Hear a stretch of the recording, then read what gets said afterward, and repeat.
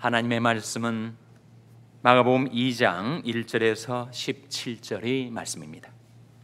수요일 후에 예수께서 다시 가버나움에 들어가시니 집에 계신 소문이 들린지라 많은 사람이 모여서 문 앞에라도 용신할 수 없게 되었는데 예수께서 저에게 도를 말씀하시다니 사람들이 한 중풍병자를 네 사람에게 메워가지고 예수께로 올세 무리를 인하여 예수께 데려갈 수 없으므로 그 계신 곳에 지붕을 뜯어 구멍을 내고 중풍병자의 눈상을 달아내리니 예수께서 저희 믿음을 보시고 중풍병자에게 이르시되 소자야 내 죄사함을 받았느니라 하시니 어떤 서기관들이 거기 앉아서 마음에 의논하기를 이 사람이 어찌 이렇게 말하는가 참남하도다.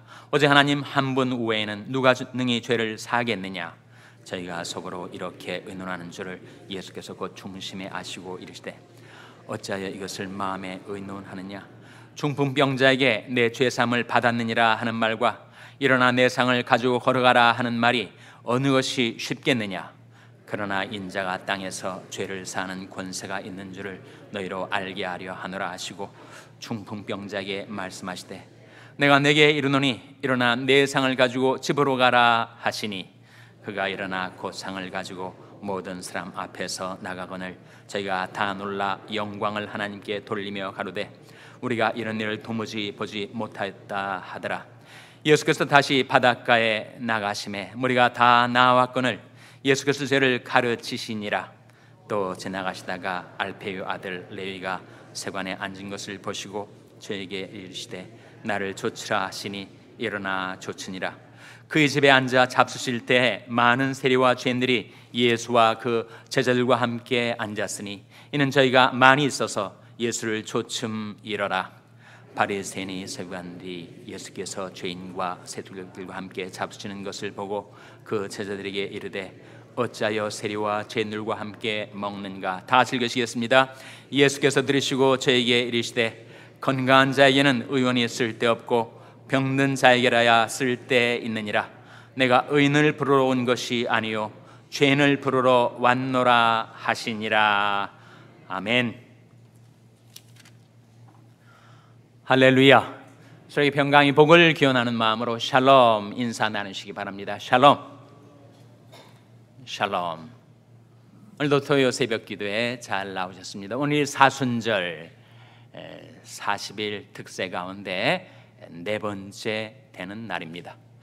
우리 바울 선교회 50대 선교회의 성경 공부가 매주 토요일 날 7시에 새벽 예배 후에 있습니다.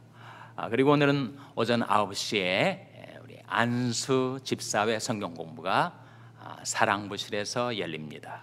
모든 안수 집사님들은 오늘 9시에 사랑부실로 와주시기를 바랍니다.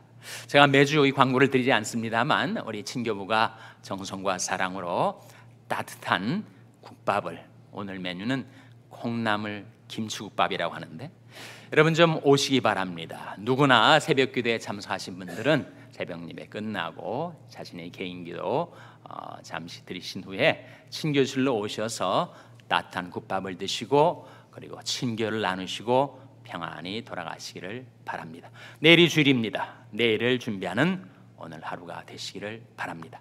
우리가 사순절 기간 동안에 출애굽기 말씀을 잠시 중단하고 마가복음 말씀, 우리가 매년 한 복음서씩을 사순절 기간 동안에 상고해 나가고 있죠.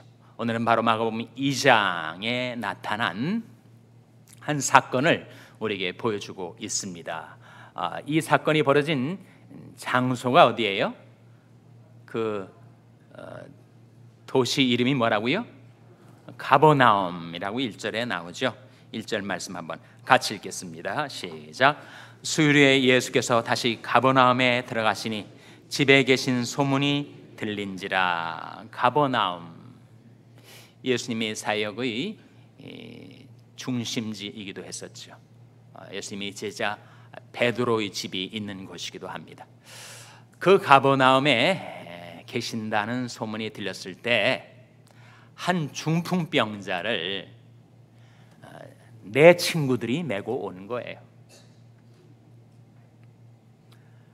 근데 워낙 사람들이 많이 둘러싸여 있어서 예수님께 접근할 수가 없으니까 층계를 옆 층계를 이용해서 지붕으로 올라가는 겁니다. 그리고 지붕을 뚫고 그 중풍병자를 위에서부터 달아내린 거예요.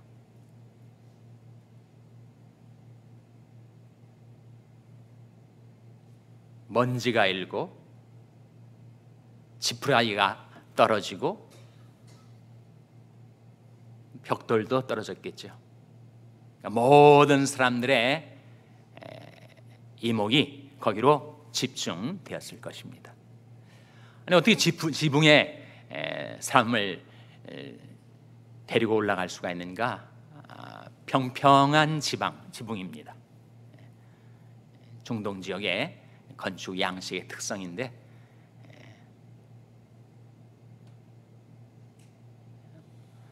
우리가 살고 있는 이 지역이 지붕 같은 모양이 아니라 평평한 지붕에 그 타일을 뚫고 그 중풍병자를 위에서부터 달아내린 거예요. 사람들이 수근수근거리고 웅성거렸겠죠. 갑자기 예수님께서 그 내 친구들의 믿음을 보시고 중풍병자에게 말씀하시기를, 소자야, 내 죄사함을 받았느니라, 이렇게 말씀을 하신 거예요. 이에 한 가지 우리가 주목하게 되는 것은 그 중풍병자의 믿음을 보신 것이 아니고 누구의 믿음을 보셨다고요? 그 내 친구의 믿음을 보신 것입니다.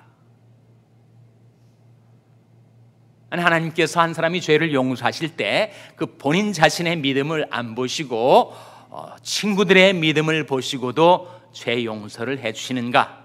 그런 질문을 우리가 할 수 있죠. 개신교가 할 법한 질문입니다. 근데 성경은 한 사람 한 사람 개인도 중요하지만 그 사람이 몸담고 살아가는 공동체, 우리로서 말하자면 교회인데, 공동체가 중요합니다. 한 사람 한 사람도 중요하지만 그 사람이 살고 있는 집안, 가정이 중요해요. 그래서 하나님께서 우리의 구원을 약속하실 때 주 예수를 믿으라, 그리하면 너와 내 집이 구원을 얻으리라 말씀하셨지 않습니까? 내가 예수를 믿었는데 나 때문에 우리 집안 식구들이 다 구원을 받게 된다. 마치 고구마 하나를 들어 올렸는데 줄줄이 그 고구마가 따라 올라오는 것처럼, 그래서 우리가 몸담고 살아가는 가정과 교회가 중요하고, 교우관계, 내가 누구와 교류하고 누구와 더불어 살아가는가가 중요합니다. 그러니까 이 내 친구의 믿음을 보시고 주님께서 중풍병자에게 죄사함을 선언하셨는데, 사람의 마음, 사람의 중심을 꿰뚫어 보시는 주님께서 그 친구들과 더불어 이 중풍병자 안에도 믿음이 있음을 주목하신 것이겠죠. 예레미야 15장 19절에 이런 중요한 말씀이 나옵니다.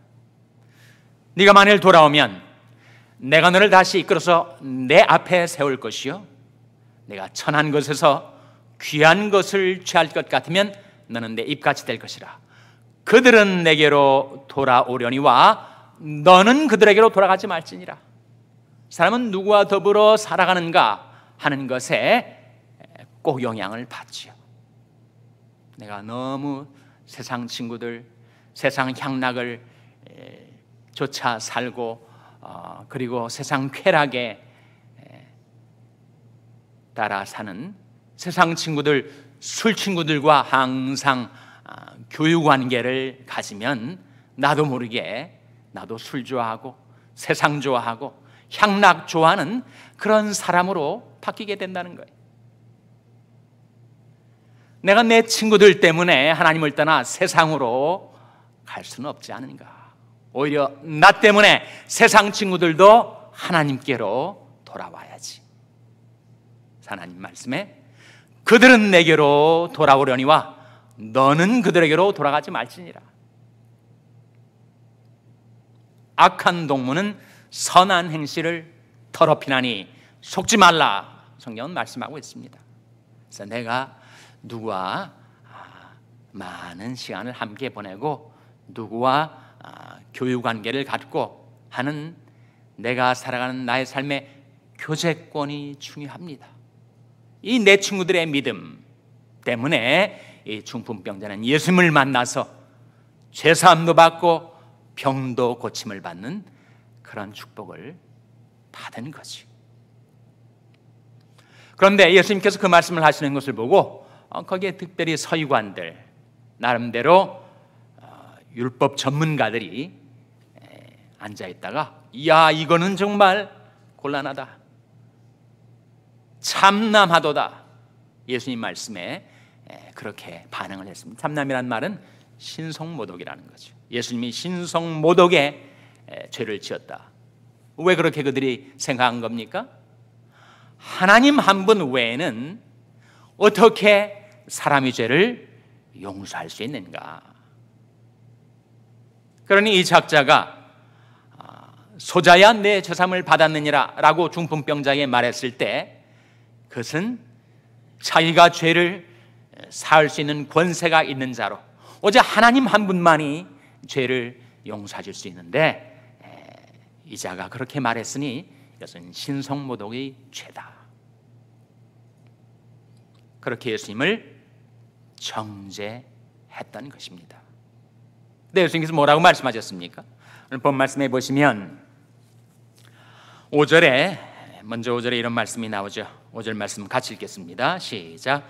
예수께서 저의 믿음을 보시고 중풍병자에게 이르시되 소자야 내 죄사함을 받았느니라 하시니 저의 믿음, 친구들의 믿음을 보시고 중풍병자에게 죄사함을 선언하신 것입니다. 이 6절에 어떤 서기관들이 거기 앉아서 마음에 의논하기를 이 사람이 어찌 이렇게 말하는가? 참남하도다. 오직 하나님 한 분 외에는 누가 능히 죄를 사하겠느냐? 저희가 속으로 이렇게 의논하는 줄을 예수께서 곧 중심에 아시고, 우리 주님은 사람의 마음, 사람의 중심을 다 꿰뚫어 보시는 분이셨습니다. 이르시기를 어찌하여 이것을 마음에 의논하느냐? 중풍병자에게 내 죄사함을 받았느니라 하는 말과 일어나 내 상을 가지고 걸어가라 하는 말이 어느 것이 쉽겠느냐? 여러분, 어느 것이 쉬운 거지?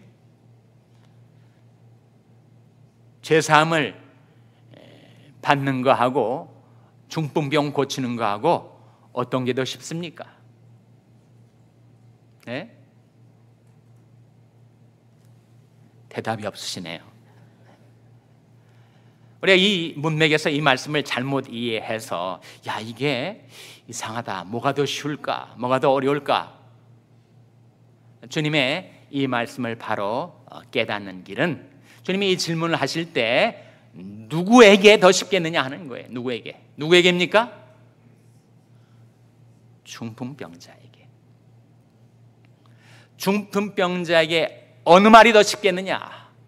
중풍병자에게 들려진 그 두 말 중에서 어느 말이 중풍병자에게 더 쉽겠어요?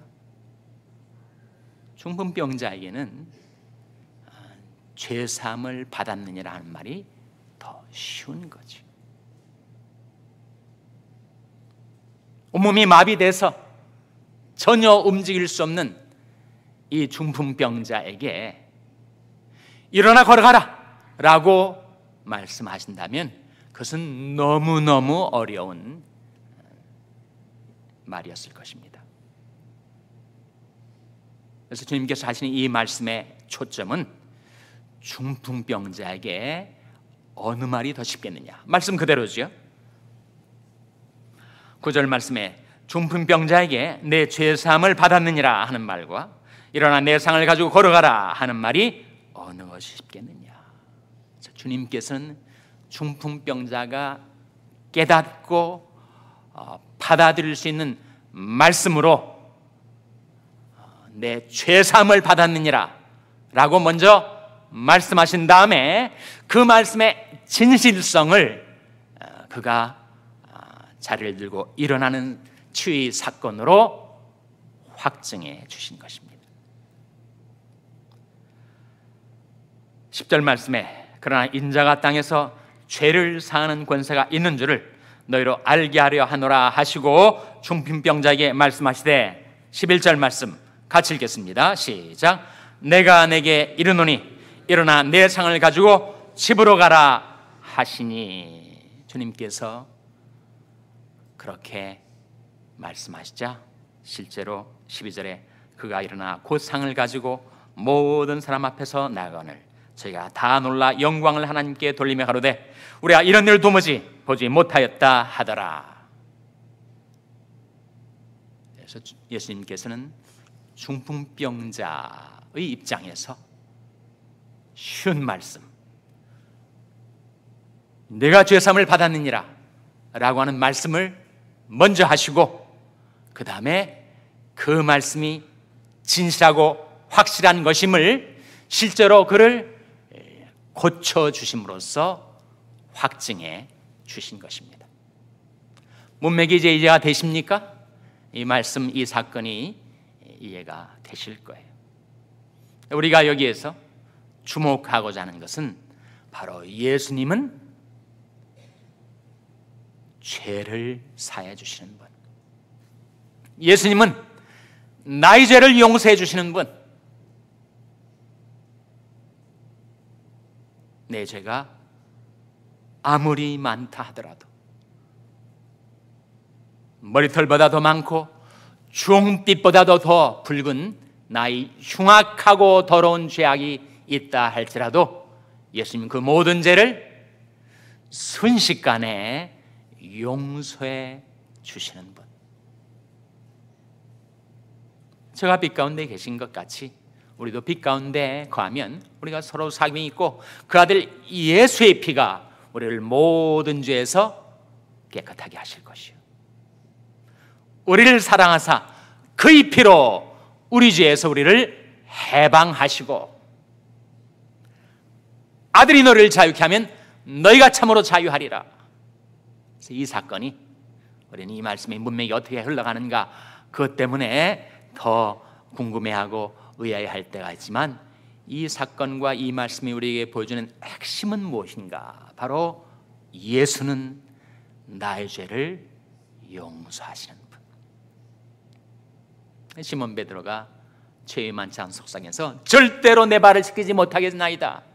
예수님께서 시몬 베드로에게 내가 너를 씻기지 아니하면 너와 내가 상관이 없느니라.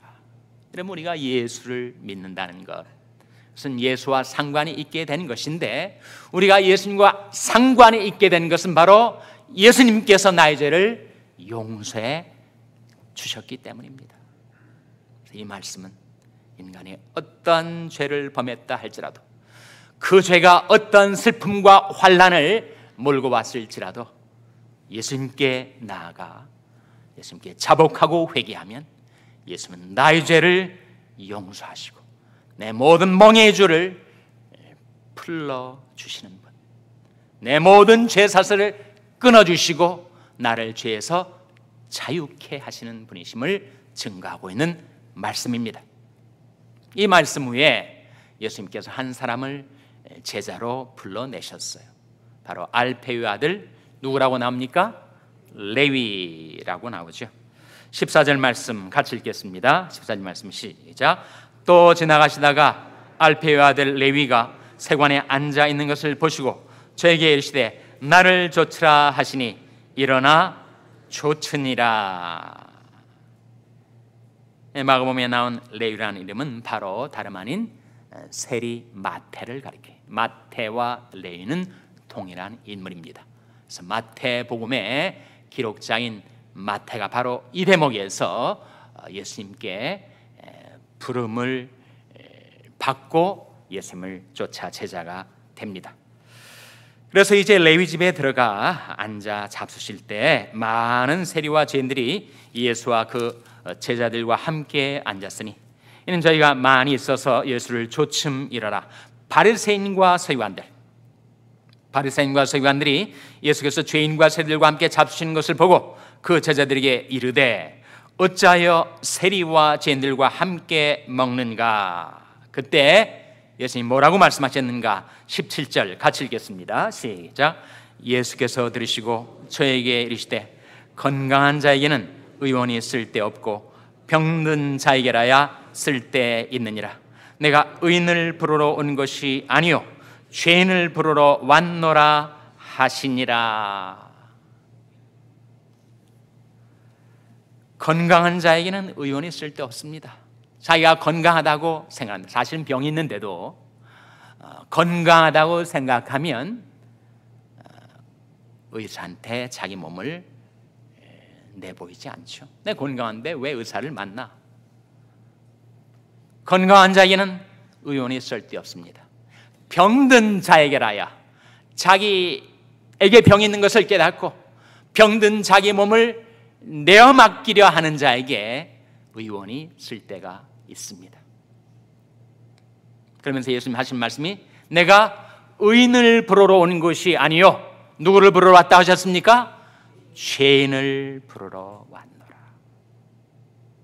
자기가 건강하다고 생각하는 바리새인들과 서기관들, 자기가 의인이라고 행세하는 바리새인들과 서기관들은 예수님께 고침을 받지 못했어요.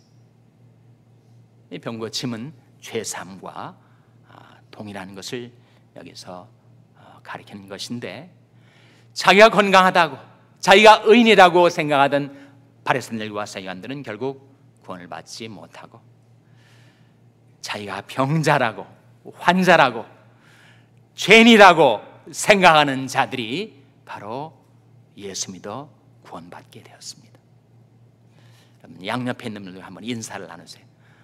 알고 보니 환자시군요. 한번 인사 나누시기 바랍니다. 알고 보니 환자시군요. 우리 다 환자입니다. 병자입니다. 내 영혼의 병, 몸의 병이 있듯이 영혼의 병이 바로 죄 아닙니까? 내가 지금까지 살면서 죄를 지어왔음을, 그리고 아직도 내 안에 죄성이 있음을 깨닫고